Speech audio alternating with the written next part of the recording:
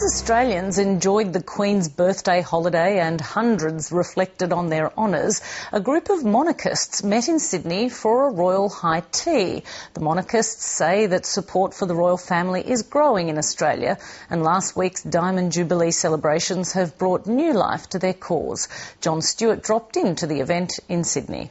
We're here today to pay tribute to our Queen. And they did. Long to reign over us, God save the Queen. There were plenty of cups of tea and photo opportunities. For these committed loyalists, there's no need to change the Constitution. Stability, order and tradition are what matters. All those prime ministers, presidents. I understand she has an excellent memory. She can remember names of people she may have met many, many years previously. I think she's just an admirable lady, and I really do love her. And are you concerned that one day Australia will become a republic? Is that something that worries you? It does, actually, it does, because really I cannot see how we could be improved. The under 40-year-olds at today's gathering say they're not young fogies.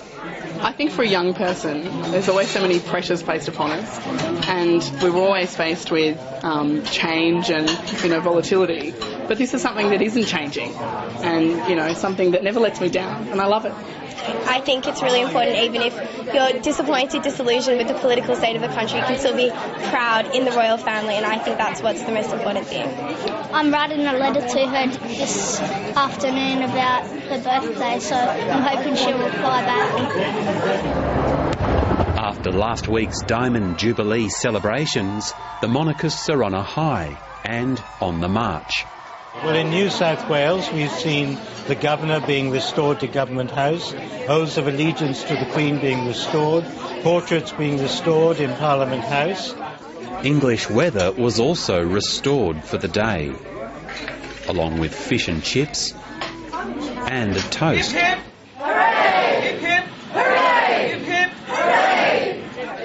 As for Prince Charles and the question of his popularity and eventual ascension, the Queen's had a long run, and she started in a period where the media was a bit kinder.